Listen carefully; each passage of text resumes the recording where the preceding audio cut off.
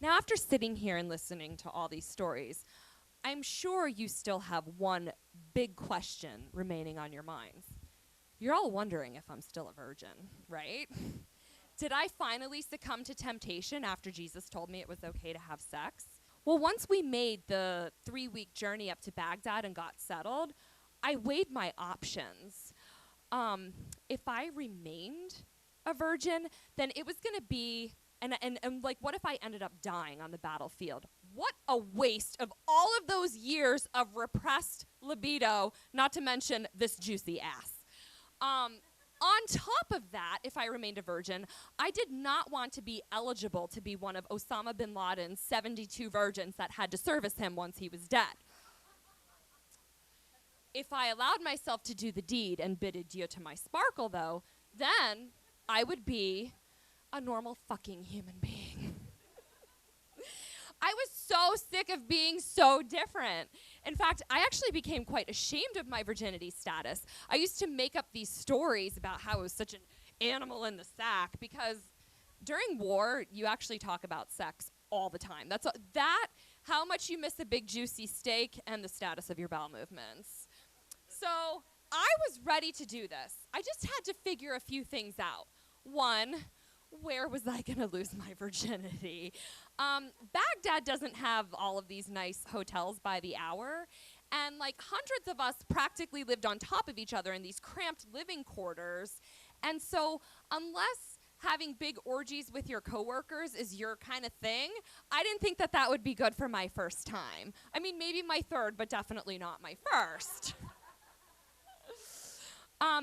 One of the soldiers that I worked with actually conceived a child in a porta potty. I guess this was a viable option, but I kind of got scared of the water, if you know what I mean, because I didn't feel like getting knocked up. So I crossed porta potties off of my list of options. So that left me with my room on the small army issue green canvas cot. But that thing squeaks like a motherfucker, so everybody would be able to tell what was going on. So not so good options there. And then, as if that wasn't hard enough, I had to decide who was going to get to de-sparkle me. Oh, there were plenty of candidates, though, if I wanted my first time to be a one-night stand. But I decided, well, at least I could make it a little special, so I won't do that. I also had plenty of gorgeous friends there. And we actually had grown accustomed to taking our clothes off in front of each other when we had to go to the bathroom outside. So from a logistical standpoint, adding a little bit of genital insertion in there would be quite easy. But I wasn't going to go there. I mean, most of them were married. And on top of that, I didn't want them knowing that I was still a virgin because that would shatter my whole combat-capable, strong image. So that was out. So after drafting this big diagram and crossing out all these options, I had one choice left, and that was my West Point friend Craig, and his unit had just come up and settled in Baghdad. Only there were two problems. One, Craig was ugly and awkward. Two, Craig was still a virgin, and he was actually committed to saving himself for marriage. Yeah, by the way, Craig and I actually met at church.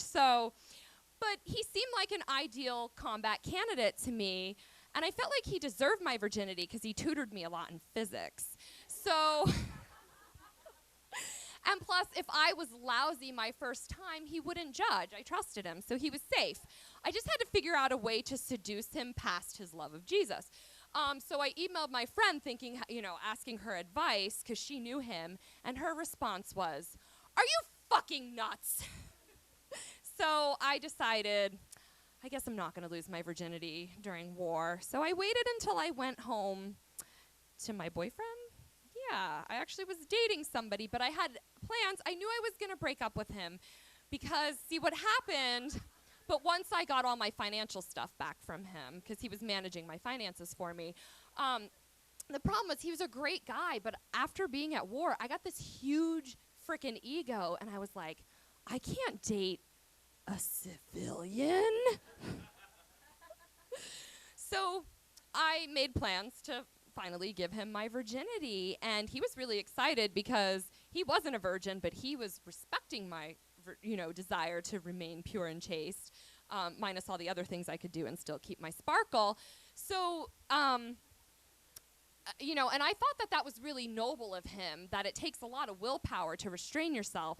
But now I realize that perhaps it was just a low libido. Because as I came home and offered myself to him, this is what happened. So I came home from the war 12 pounds lighter, buff, and tan. Because in addition to fighting the war on terror, you know, talking about sex all day long, I worked out for like 3 hours a day. I was very busy during the war.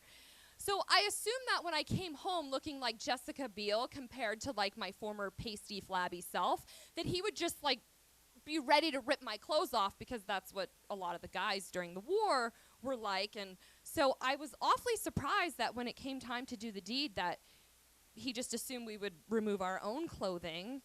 And then he took the time to like neatly fold his clothes and place them in the corner.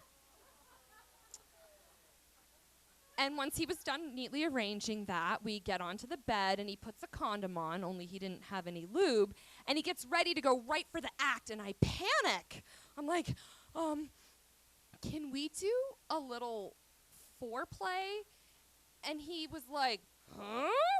And you would have thought that I had just asked him to recite the alphabet in Arabic.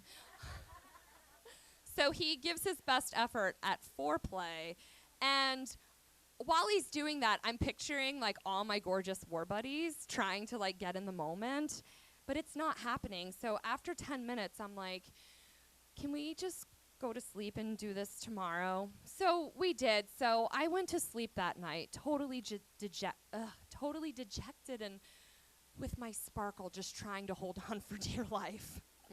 So we wake up the next morning and we're hungry and we want to go to breakfast, and I announce, I'm losing my virginity before we go to breakfast.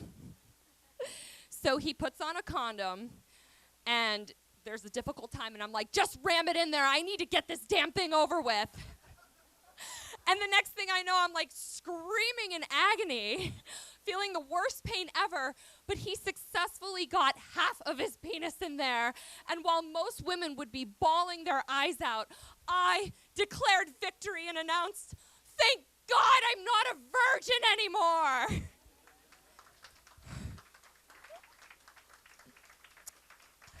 And then we ate bagels at the Atlanta Bread Company.